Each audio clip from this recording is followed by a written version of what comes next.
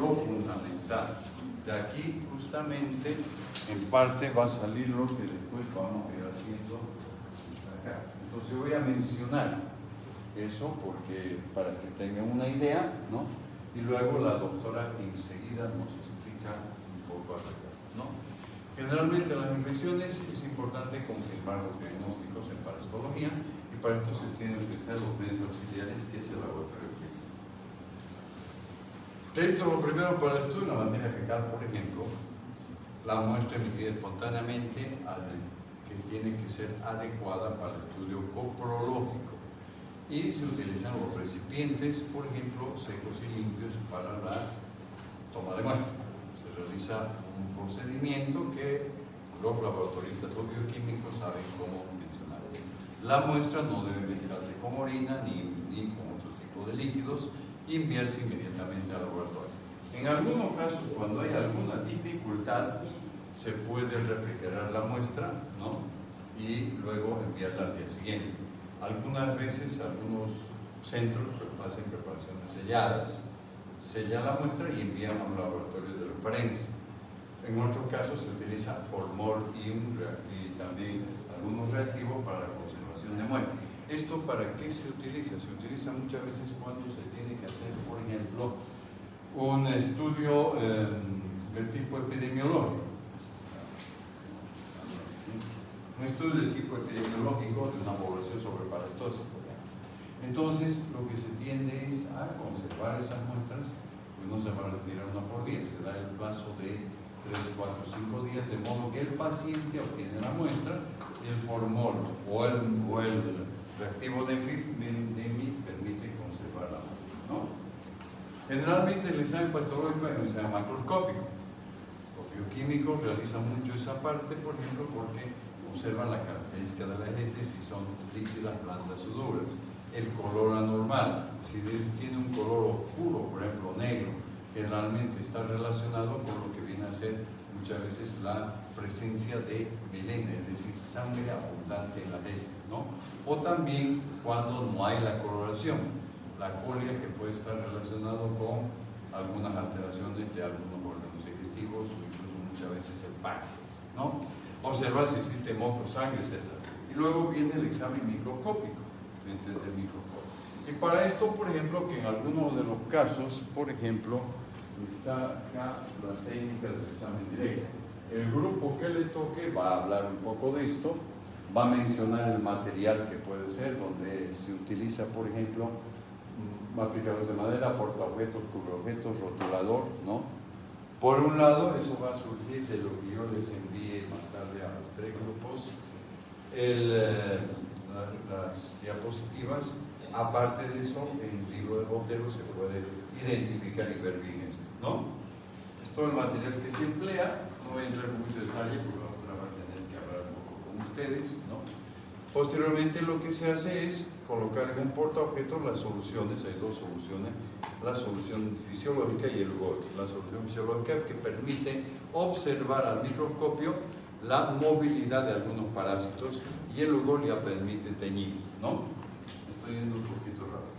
Y luego se hace la observación microscópica. En algunos casos se va a utilizar una técnica en concentración, como por ejemplo la técnica Rich, ¿no? Que tiene otro tipo de material, tiene tubos de centrífuga, tubos de vidrio, palitos de madera, para que después en los tubos de centrífuga obtengamos esto. Se va colocando, puede ser dentro de gasolina, restos, y el sedimento con los parásitos que están en el fondo, ¿no? Entonces, ahí está todo el material, no quiero entrar en mucho detalle, ¿no?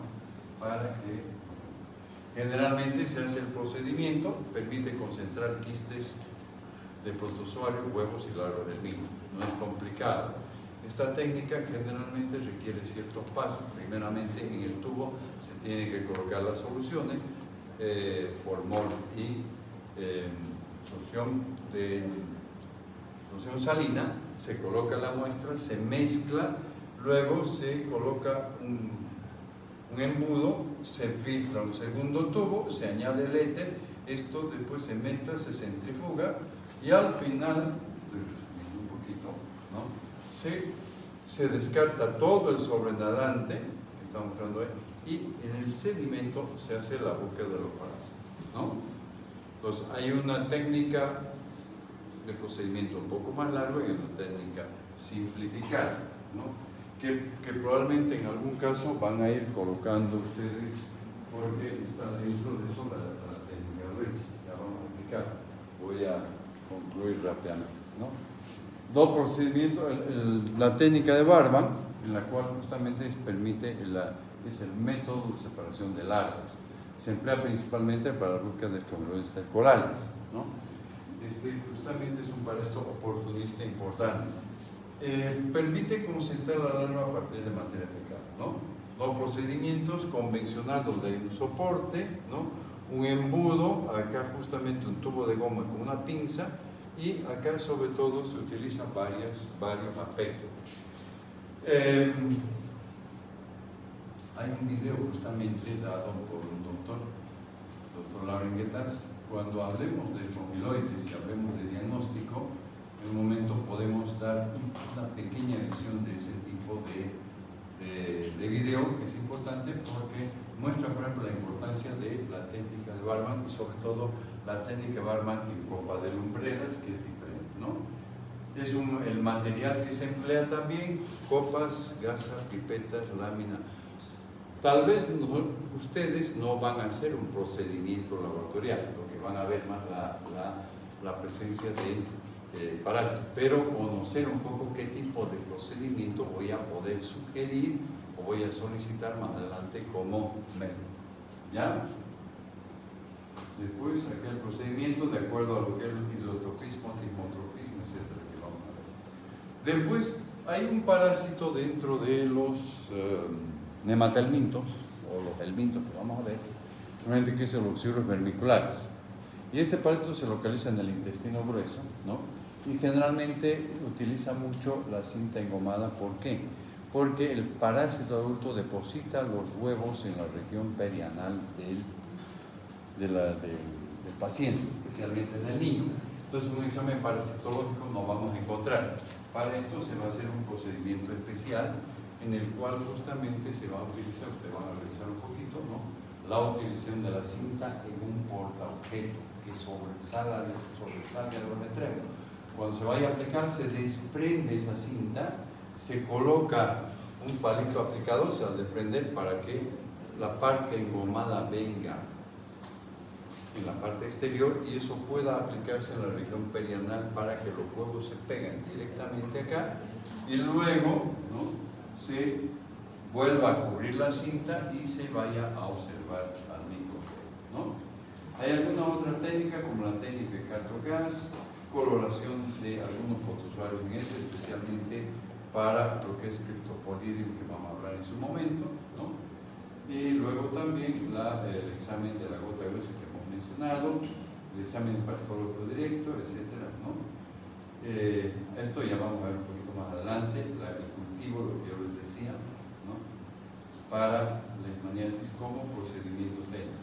La técnica de Lisa, que en su momento hablaremos, ¿no? Y por último, lo que es el famoso PCR, ¿no?